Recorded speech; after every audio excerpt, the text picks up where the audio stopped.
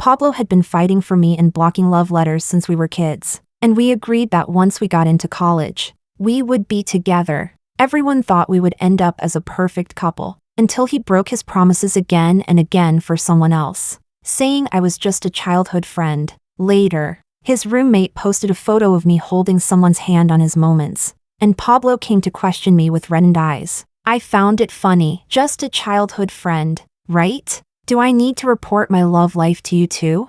Chapter 1. On the 7th day of giving Pablo the silent treatment, he waited for me downstairs at the dorm building. He walked me to the teaching building and then proudly pulled out a big craft paper bag from inside his jacket like it was treasure. It was from my favorite bakery, more than 30 kilometers from school, a distance that even courier runners refused to take. The sun was just rising, and behind Pablo, the leaves of the mango tree were still dotted with water droplets. I couldn't help but frown. With last night's heavy rain, who told you to drive out? Worried about me? Pablo raised an eyebrow, his tone a little playful. You're worried about me after ignoring me for so many days and making me coax you first? Last week, Pablo and I had a fight, and I hadn't gone to him for an entire week. He hadn't come to me either, until today. I pressed my lips together. Nobody asked you to coax me. I turned to leave, but he grabbed my arm. I want to. I'm dying to. Is that okay? As he said that, he blinked his pretty, fox-like eyes and made a pitiful expression to surrender. He knew I always fell for that. For someone who hated rainy days, just driving through the rain to buy the things I liked was enough to melt my heart. I can't finish this much. Who are you feeding? Pigs? My mouth complained softly, but I still reached out to take the heavy bag. It was the sign that I was softening and agreeing to reconcile, with the tacit understanding of childhood sweethearts. He caught on quickly. I bought enough for your whole dorm. He pushed his luck, reaching out to smooth the loose strands of my hair. Just a thank you gift for taking care of my Lisa. I tilted my head away, feeling a little awkward. Who belongs to you? Whoever gets shy. My ears warmed, and I stopped talking. Pablo leaned a little closer, his tone softening. You're not mad anymore, right? I'll pick you up after class. He caught the gap and rubbed my head, and this time, I didn't dodge. I'd softened, my tone softened too. Then don't stand me up again. I won't. He took off his watch and placed it in my hand. I'm going to play basketball later. Keep it for me. It was the watch I gave him for his birthday last year. Pablo raised an eyebrow. This is a very important watch. Take good care of it. The morning sunlight was gentle, as if it softened something inside me too. Smiling, I nodded at Pablo. Got it. I'll wait for you after class. The bell rang, and I said goodbye to Pablo before walking alone toward my classroom. I'd only taken a few steps when I ran into my roommates Emma and Zoe. Pablo's doing well, sending you breakfast and escorting you to class, Emma teased, winking at me. Men really do need to be trained from childhood. Lisa, are you and Pablo officially together now?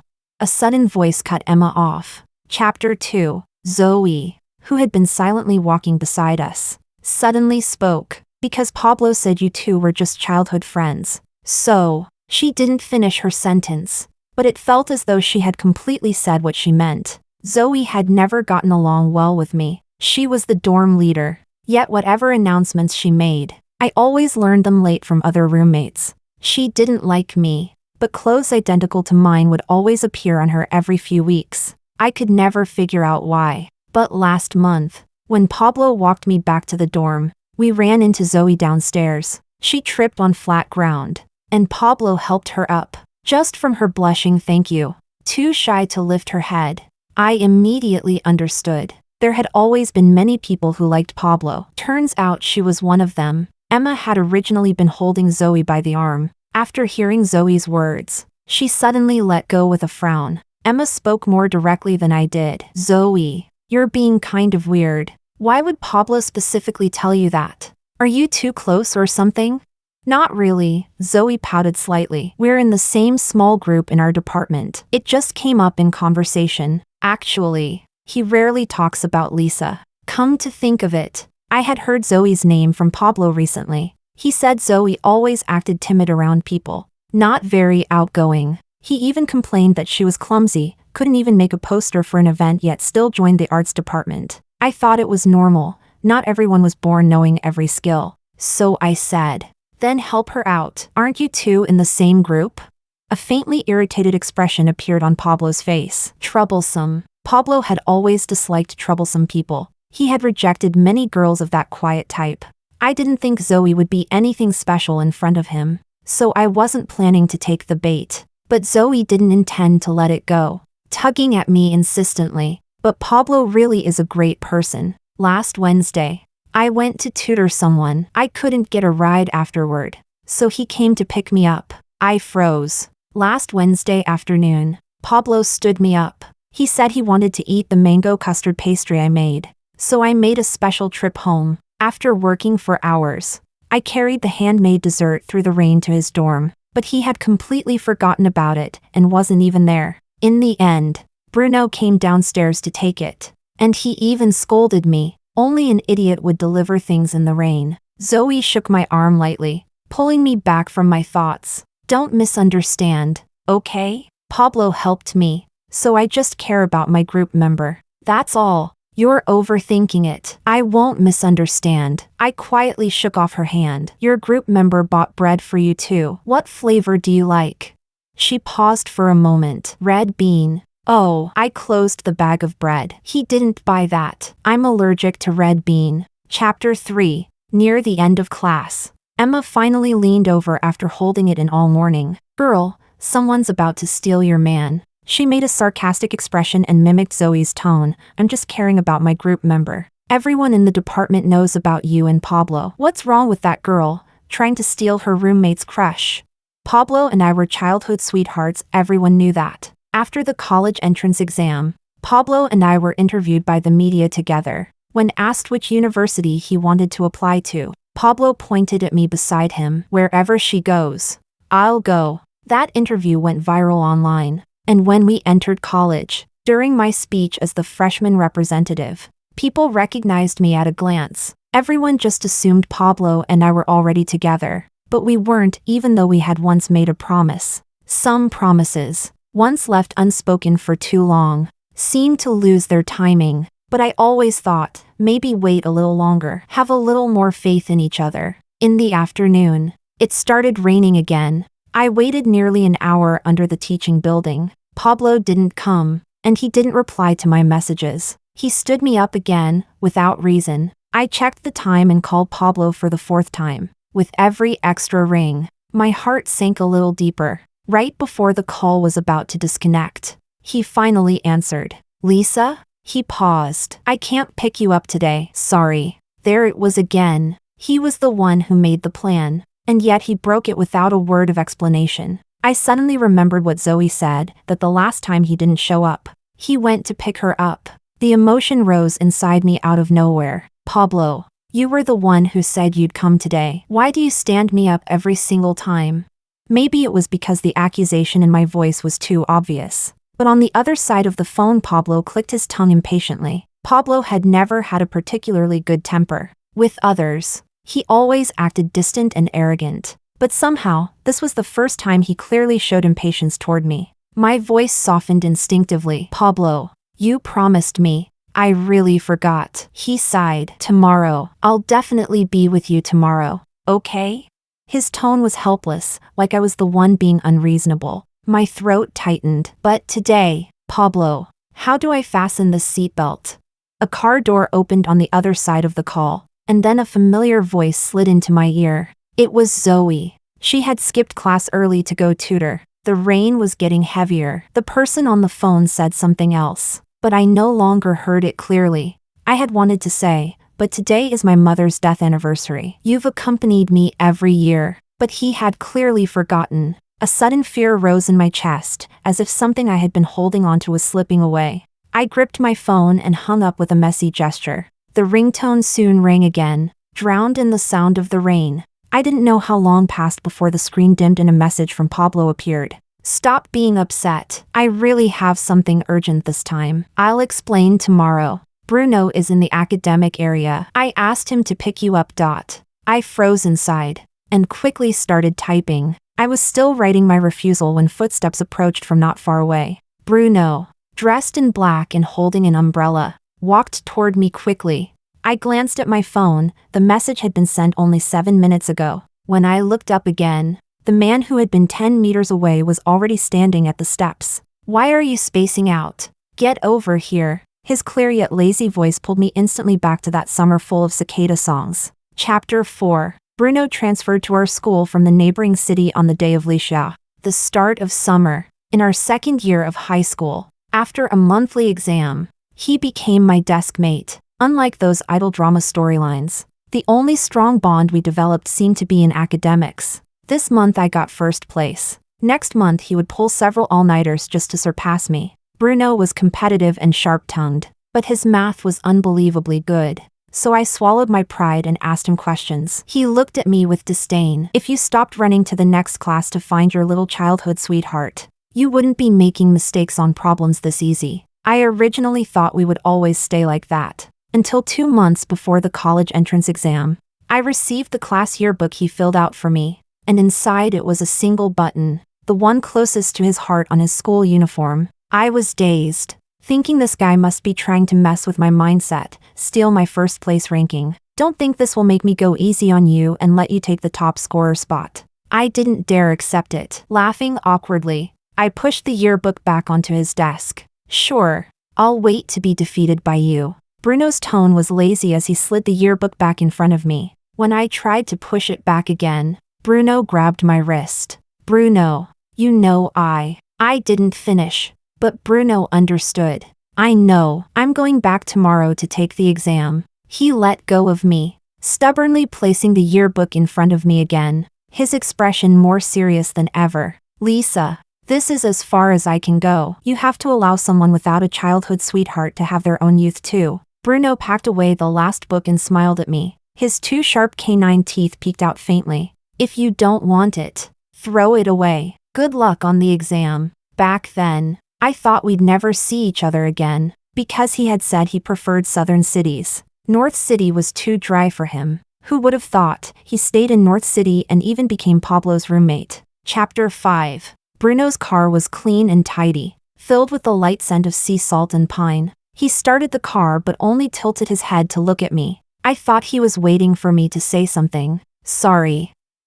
I didn't know Pablo would ask you. I didn't mean to make you run over here." Bruno blinked and said plainly and directly, "Don't apologize for him. I didn't come because of him." Bruno was so straightforward I didn't dare respond. As I froze, a shadow fell over me, and the scent of sea salt and pine surrounded me. Instinctively, I raised my hand to block my face, yet Bruno stopped at a perfectly polite distance. Then I heard the click of the seatbelt locking. "What's wrong?" Bruno seemed to chuckle softly. "I thought you were going to kiss me. I thought you were going to hit me." Awkwardly, I put my hand down. The rain outside the window was growing heavier, but Bruno drove the car out of the school. "Where are we going?" I asked. "Aren't we going to North Mountain Cemetery?" He typed it into the GPS. "I remember it's always this day every year." I was stunned. "How did you know?" Bruno didn't answer directly. He smoothly turned the steering wheel and drove onto the ring highway. When we filled out the forms in high school, I saw it by accident. Every year on this day, you take leave, and the next day you always seem distracted, staring at your necklace nonstop. The necklace was my mother's keepsake. I had never told Bruno about this, and I never imagined he had noticed. Maybe seeing me dazed for too long, Bruno freed one hand to lightly pat my head. "You made a promise. If you don't go, she'll be sad." Chapter 6. When we left the cemetery, night had already fallen, and the rain had gradually stopped. Bruno leaned against the car window smoking. When he saw me coming, he hurriedly put it out with a hint of panic. I was surprised. "You smoke too?" "Top student?"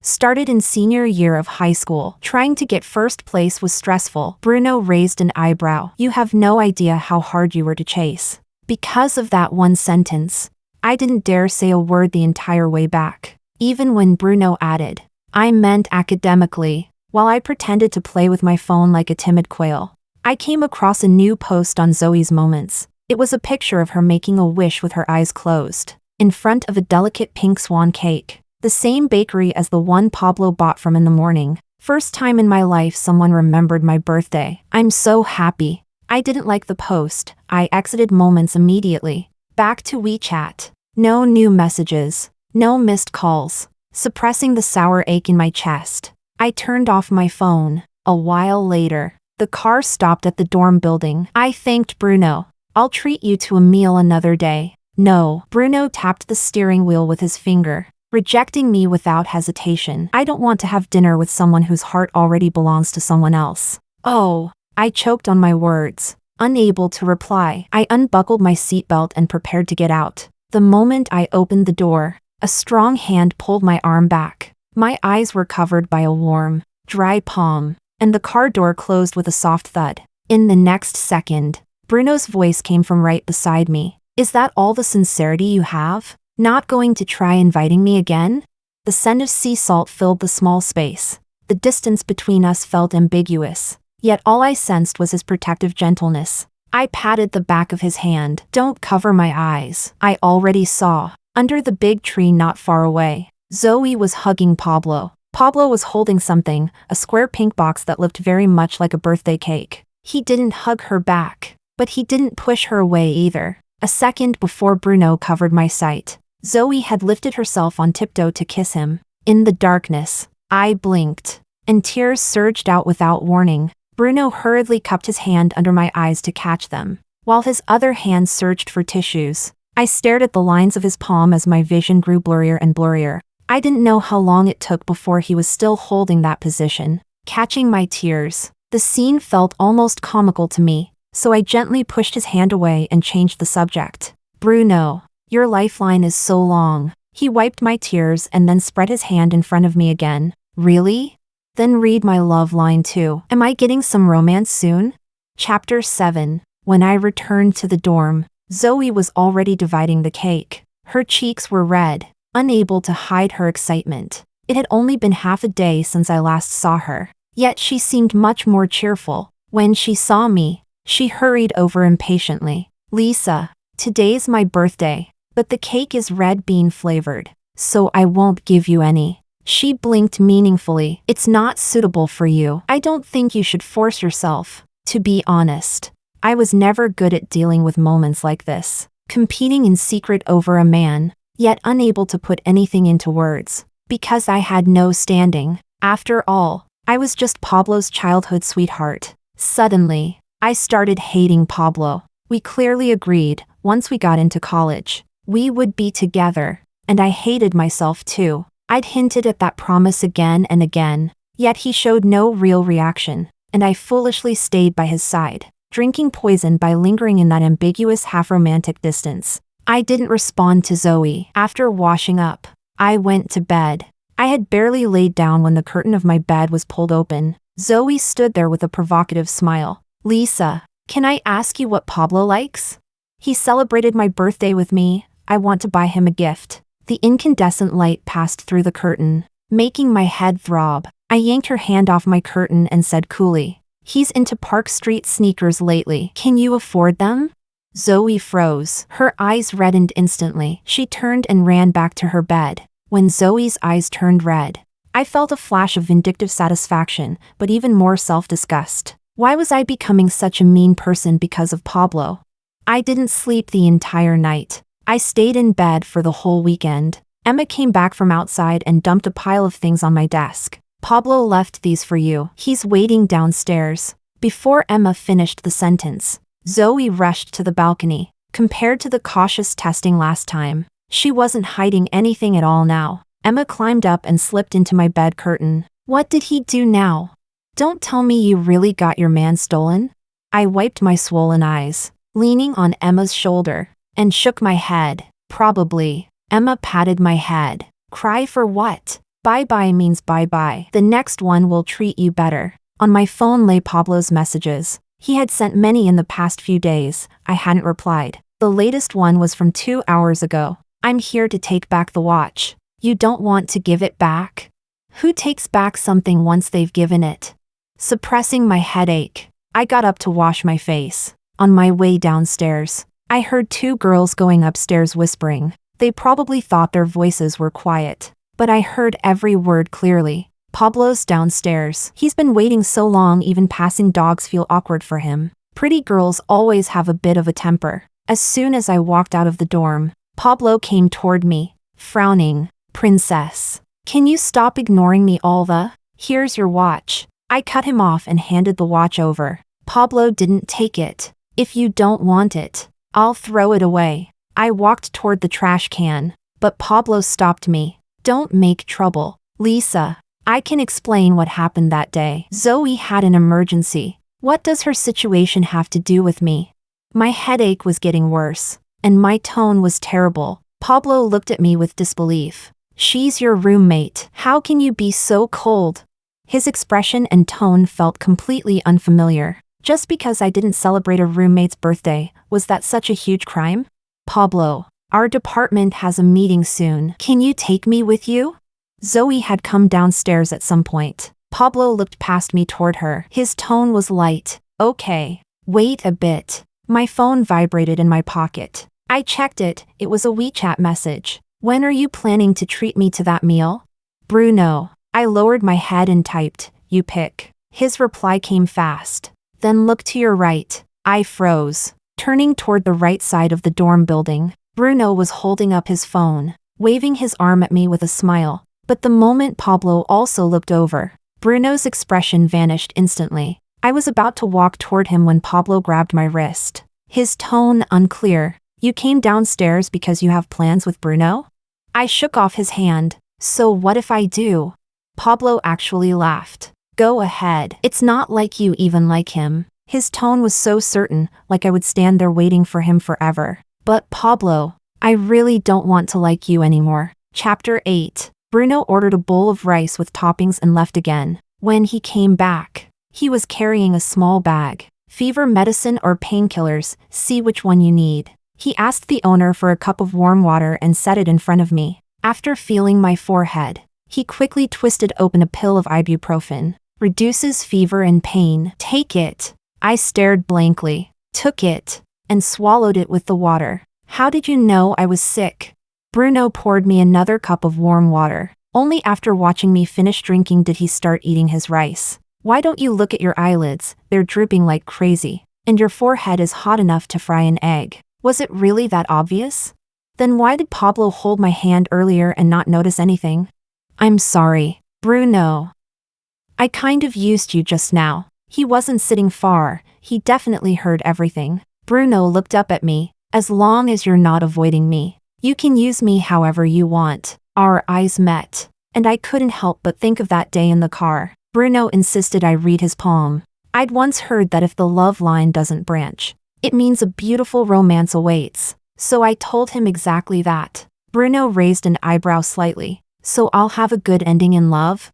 I nodded. Curfew was approaching then, and I was about to say goodbye. But the car doors suddenly locked. Bruno arched a brow. You said you'd treat me to a meal. When? Didn't you say? I changed my mind. I froze. Why?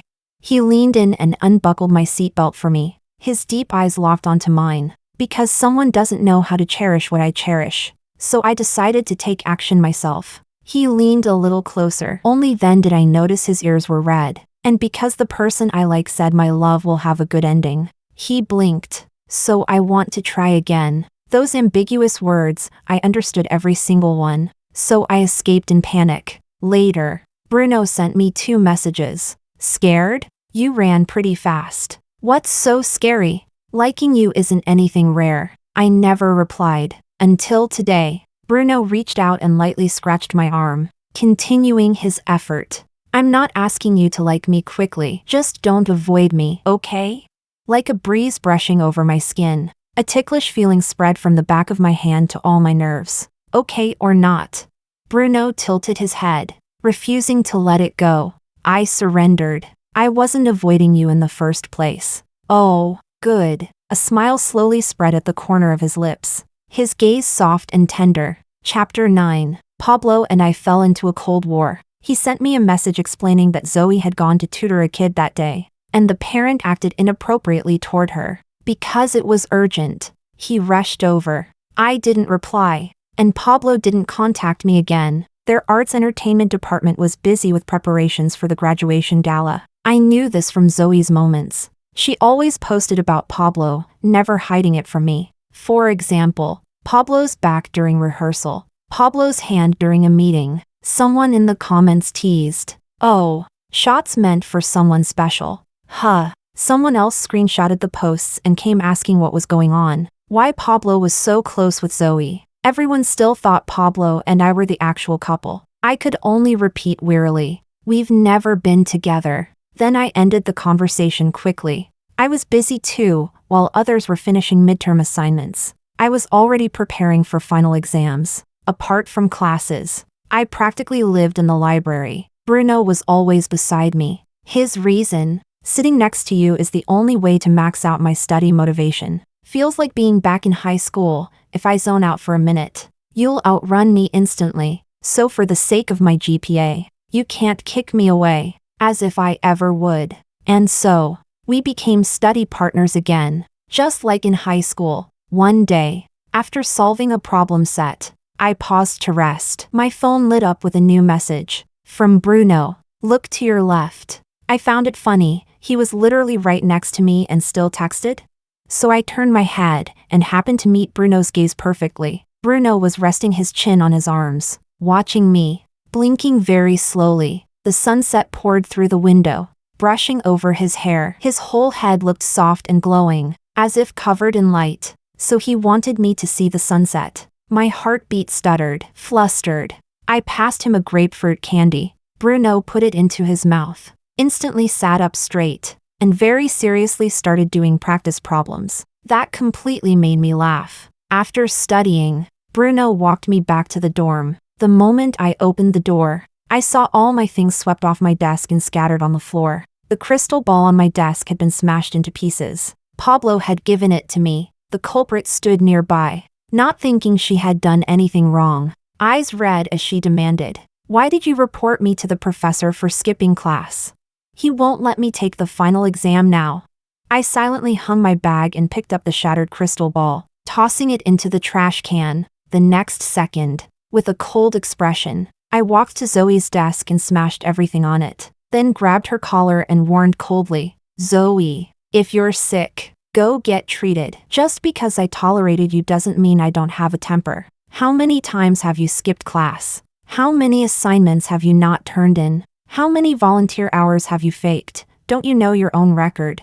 Mess with me again, and I will report you to the faculty." I wasn't someone with a bad temper, but in the dorm I had never lost my cool. This was the first time. Zoe froze, terrified, stammering, You're bullying me." Under my stare, she finally fell silent, teary-eyed. But I had a strange feeling this wasn't over. Sure enough, 2 days later, a post appeared on the campus forum. An anonymous user describing being bullied by a roommate. The bully was a top student from the business school, the freshman who gave the opening ceremony speech. Everything was described so clearly that it might as well have been named after me. Comments from people who didn't know the truth were condemning me furiously. 2 more anonymous accounts joined in, saying expensive cars always picked me up.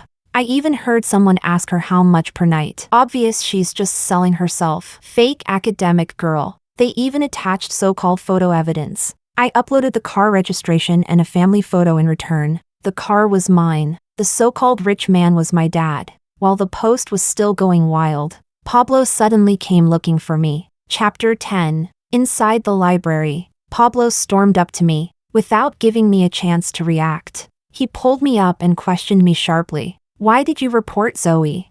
Don't you know she's a financial aid student? If she fails the class, she'll lose her scholarship and her merit awards." The library was quiet, but Pablo's voice was anything but. Many people looked up. For a moment, I felt like a circus monkey on display. Humiliation burned through me, but I still forced myself to calm down and dragged Pablo out of the library. "At least don't disturb people preparing for finals." Outside, Pablo questioned me again, though his tone was a bit softer this time. "You may hate Zoe, but that doesn't mean she's a financial aid student, so she can't be reported when she does something wrong." I cut him off. "Zoe's skipping class isn't new. She never contributes to group projects. Everyone in the grade knows this. But she still gets scholarships every time. Is that fair?" Pablo opened his mouth but couldn't respond. He was the one who said he hated people who stole others' hard work the most. After a long moment, he squeezed out a sentence. Even so, it shouldn't be you who reported her. I almost laughed. He didn't understand anything I meant. Somewhere along the way, communicating with Pablo became difficult. I didn't want to explain too much, but I also refused to be blamed for nothing. She gets the third-class scholarship. I've gotten first class every single year. I have zero desire to report her. Because she's close to me? Pablo frowned. She said you isolated her in the dorm and smashed her things. I saw the pictures. Pablo added helplessly. She and I aren't. When I heard Pablo say this, I couldn't believe it. After knowing me for so many years, he could redefine who I was based solely on someone else's gossip. Right at that moment, I felt utterly tired of Pablo. You believe everything she says? My cold tone made Pablo freeze. Pablo, do you not have a brain to think for yourself? Or in your eyes, am I the same as those girls from high school who liked you?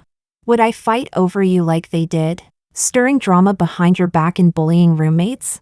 Pablo stiffened, pupils shrinking, as if something finally clicked. His face turned pale. He remembered that I was bullied because of him. At that age, liking Pablo was treated like a sin I had to pay for. Used pads thrown into my drawer, chalk dust poured into my water cup. Even in a strict, prestigious school, that was as far as they dared to go. I never cared too much. Pablo wasn't in my class. He always heard things late. Instead, it was Bruno who lost his temper, dumping the chalk dust back onto that girl's head in front of everyone. It caused a big scene, and Bruno was forced to do a public self-criticism. While Pablo stood frozen, I received a message from Bruno. I'm behind the lobby pillar. Reply 1 if you need me. And another message from Emma. She said the anonymous user's ID had been exposed overnight. The one spreading sexual rumors anonymously was also Zoe. Crying victim on one hand, fabricating slander with the other. Everything she said fell apart instantly. People weren't idiots. The comments shifted completely. I stopped caring about Pablo's reaction. I turned off my phone, inhaled deeply, and said, Pablo, I'm not that free, and you're not that important. I turned to leave, but Pablo blocked my path. He stared at me intensely, his tone urgent. What do you mean? What do you mean not that important? You like me, don't you? Chapter 11. How could I have never liked him?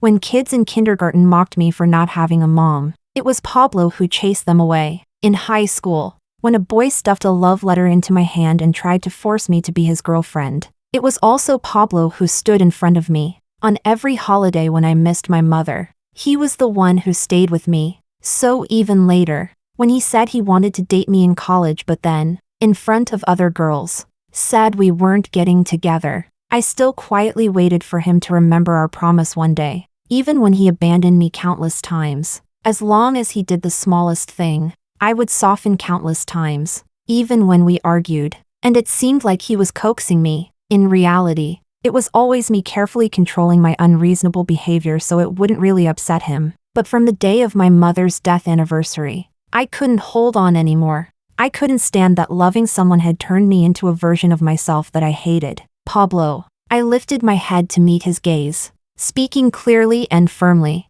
From the moment you left me that day to celebrate Zoe's birthday, letting her hug you and kiss you, I already stopped liking you. She was being bullied that day. Pablo frowned tightly, his tone frantic as he tried to explain. Her mom died giving birth to her. No one ever celebrated her birthday. So, then do you remember that day was also the anniversary of my mother's death?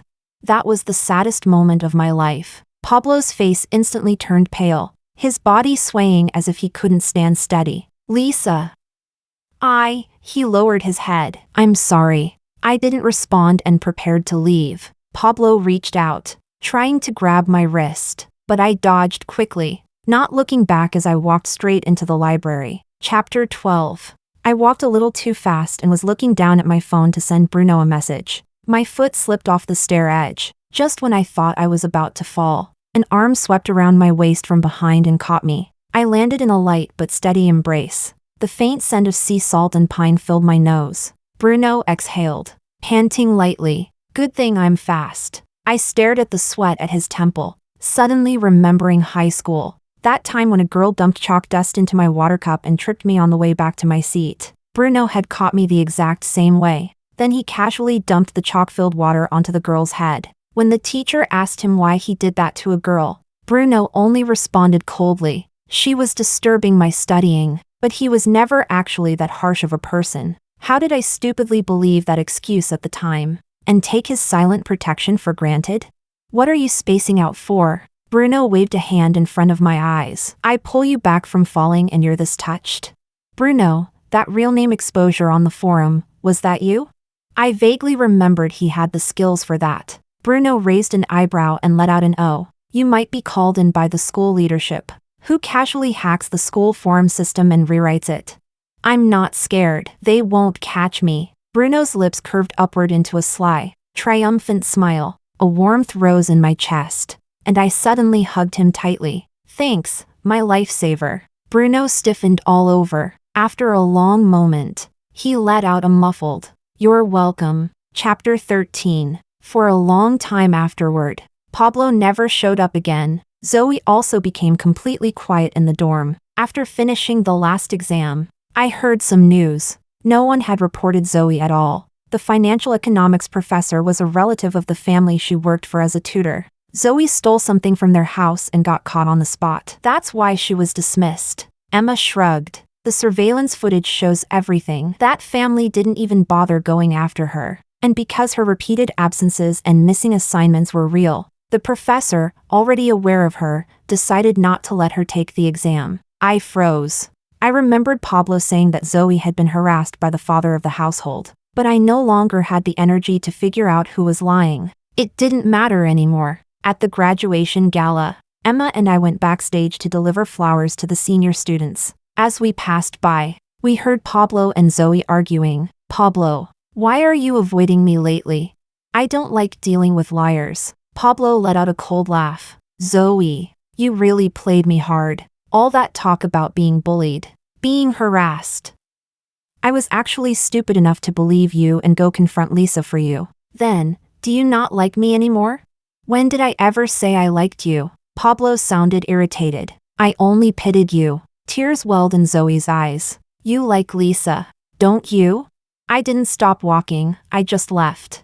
Who Pablo liked no longer mattered to me. He was never someone who knew how to cherish the person who liked him. Chapter 14. Pablo began pestering me endlessly, as if nothing had happened. He messaged me, waited downstairs at my dorm. Emma said seeing Pablo lingering downstairs felt like a ghost stuck in a loop. This was Pablo's usual tactic. In the past, as long as he stood there, I would run to him on my own, but now I stayed as far away as possible, with nowhere left to hide. I decided to pack up and escape. Just as I finished packing, I got a call from a senior in the student union I was close with. "Lisa, tonight we're having a farewell dinner for a few of us old members. Come join?" It's all familiar faces. Pablo and the others will be there too. I was also technically a member of the student union, one of those who wrote documents for points but barely attended meetings. The senior never minded and even always gave me full marks. So I didn't hesitate. Sure, it was my first time attending a student union gathering. I sat quietly in a corner, watching them play Truth or Dare, praying the bottle wouldn't land on me. My luck seemed decent, it kept landing on Pablo instead. First was a round of Truth. "Is there someone you like here?"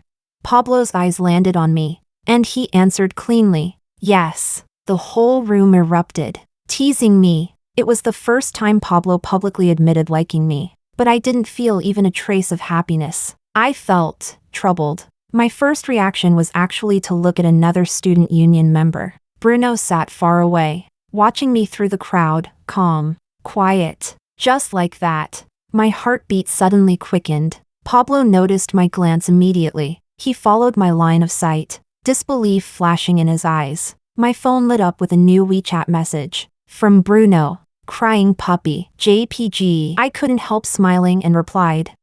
The game continued. The third time the bottle pointed at Pablo. He chose Dare. Confess to the person you like. With the previous rounds, everyone already knew what to expect. Before I could react, Pablo was pushed in front of me. He pressed his lips together, looking unexpectedly nervous. Just as he was about to speak, the entire room suddenly went dark. Is the power out?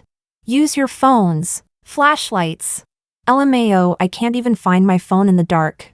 Someone go outside and check. In the midst of the chaos, a warm hand suddenly wrapped tightly around my wrist. That familiar pine sea salt scent approached, and Bruno's voice appeared right next to my ear. Want to come with me? In total darkness, my heartbeat was already out of control. Of course I wanted to. Before I could answer, Bruno's hand slid from my wrist to my palm, and our fingers interlaced tightly, with a strength that allowed no refusal.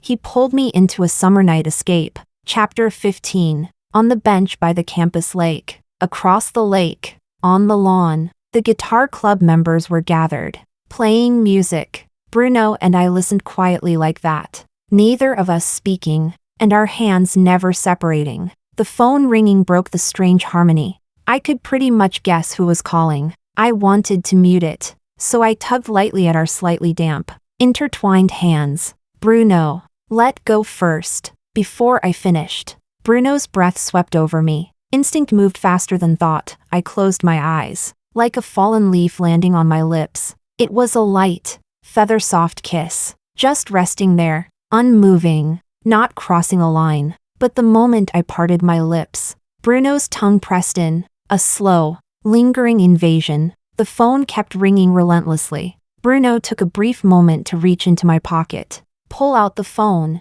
and silence it. I didn't know how long it was before I finally got to breathe again. Who told you could kiss me? I felt guilty even while pretending to protest. Didn't you agree? What? Bruno let out a soft laugh, forehead pressed against mine. He used his thumb to wipe the corner of my mouth. His low voice blended with the singing from across the lake. I thought we just eloped. Thump, thump, thump. My heartbeat grew faster, like it was about to jump out. Unbearably noisy. Bruno watched me quietly for a long time before speaking again. Lisa, would you consider liking me? Across the lake, someone reached the line from Wu Bai's Tears Bridge. Knowing you're also not good at confessing. In that moment, I realized Bruno was good at confessing. Whether it was the heart side button he gave me before graduation, or the confessions after we reunited, or now, direct, sincere, burning. Who could bring themselves to reject such a genuine, loyal little puppy?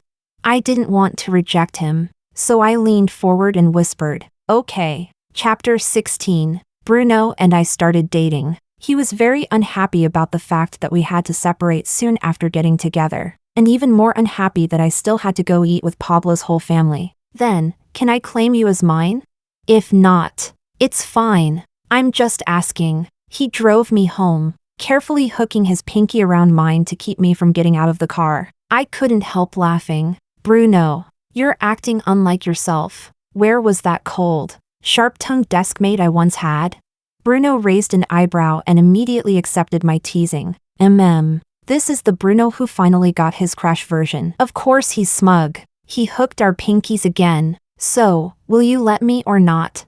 I didn't answer with words. I simply took my phone, snapped a picture of our intertwined hands, and sent it to his phone. The photo soon appeared in Bruno's Moments, along with a side photo of me. I was wearing my high school uniform in it. Looked like it had been screenshotted from a video. I was about to ask him where he got the photo when Pablo suddenly burst into the private room. He threw his phone on the table and pulled me outside without a word. You're with Bruno now?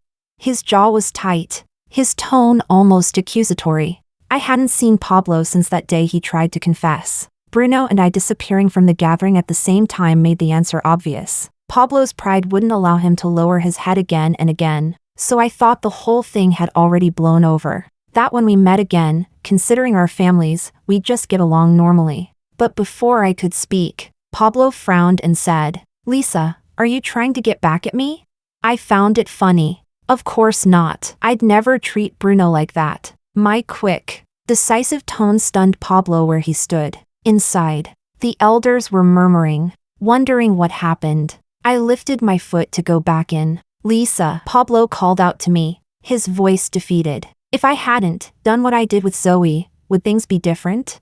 I paused mid-step, but didn't answer. There are no ifs in this world. Chapter 17. Halfway through the vacation, the guaranteed graduate school list was released. Bruno and I were both on it with perfect GPAs. Pablo's grades weren't great, but under normal circumstances he still should have been fine. Our school had a high recommendation rate to begin with, but last semester, he scored extremely poorly in several courses and was directly kicked off the list. Even the professor's research group he had been part of no longer accepted him. I thought it wouldn't affect him much, after all. He had many other paths he could take. But one day, when I happened to go to his house to drop something off, I saw Pablo kneeling in the side hall. His dad didn't notice I had come in, and continued scolding him coldly. "Since you were little, you can't even compete with Lisa, a girl, and I'm always overshadowed by her father because of you. In high school, I paid for endless tutoring, you barely scraped into that class, while she was number one, and now you can't even get a guaranteed grad school spot. How am I supposed to count on you to win me any face?"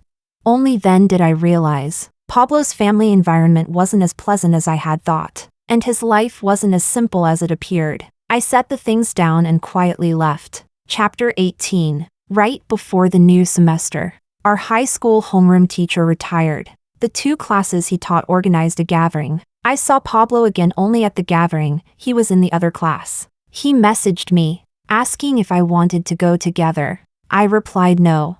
I chose a seat far from Pablo. Just as I was about to sit down, the homeroom teacher called me over. "Lisa is my proudest student, she must sit next to me." Then he sighed. "Too bad Bruno isn't here, otherwise one on each side, my 2 guardians." As soon as he said that, the whole room burst into teasing. Everyone except our teacher had clearly seen Bruno's official relationship post. I was so embarrassed I covered my face and didn't dare look up. Just then the class monitor walked in from the entrance, smiling.